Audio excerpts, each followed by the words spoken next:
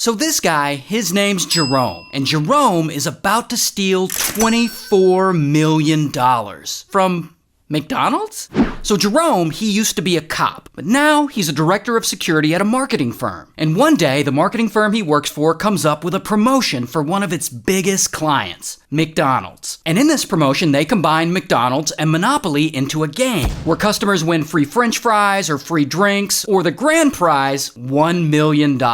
And this game blows up. Like, it is massively popular. And Jerome, as director of security, he's in charge of transporting those winning game pieces from the company to the factory. And this is a very secure process. The pieces are locked up in a case, in envelopes with tamper-sealed tape on them. And they have an auditor shadow Jerome around anytime he has the case. And the auditor's always looking over his shoulder. Like when he travels with the case, the auditor has to sit next to him on the plane. McDonald's is hardcore. But then one day, Jerome figures out how to steal one of the winning game pieces, worth $25,000. Now Jerome, he can't cash this piece in himself because he works for McDonald's. It would look suspicious. So he gives it to his stepbrother to cash in to see if anyone at corporate notices the piece is missing. And surprise, surprise, no one does. So his plan works flawlessly. So of course Jerome's like, dope, I'm gonna do it again. And he starts stealing more of these winning game pieces, and he starts selling them to people he knows. And he makes a little cash on the side doing this. And this scam goes on for several years. But then, one day, something crazy happens. Jerome is chilling at home and a package is delivered. And he opens it up and he sees like a roll of tape. The same tamper-safe tape they used to seal up the envelopes with the winning game pieces. I guess the supplier had accidentally mailed the tape to Jerome's house instead of the McDonald's factory. So Jerome sees this and he immediately sees an opportunity to make even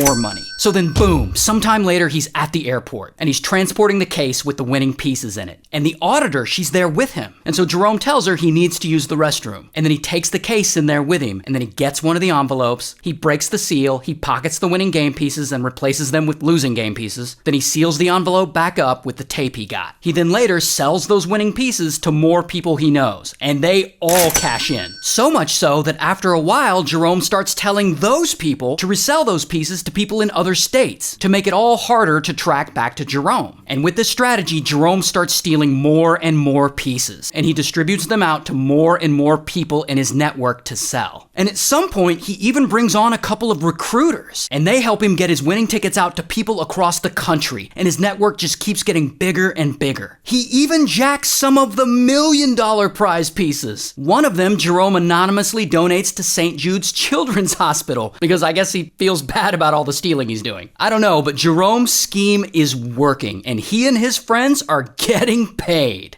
Until eventually, McDonald's starts getting suspicious because a lot of these prize winners are strangely clustered around the Georgia-Florida area when people should be winning all across the country. Plus, here's the biggest problem with this scam. With a system like this, the more people you involved, the more people know about the scheme. And one day, one of those people, not sure who, they hit up the FBI. And they're like, I heard about a guy running a McDonald's Monopoly scheme. And this helps the FBI connect the dots back to Jerome. So McDonald's execs, they find out about this and they want to shut the game down. But the FBI convinces them to run the promotion one last time. And this time, they wiretap Jerome and the other suspects' phones. Then, when the suspects all go to cash in their stolen game pieces, McDonald's tells them there's been a delay in sending the prize money. This delay forces all the suspects to wait on getting paid. And while they're waiting, they get paranoid and they panic. And they start contacting each other on the phone and they complain about how they never received their prize money from McDonald's and how the stolen game pieces aren't working. And since their phones are tapped,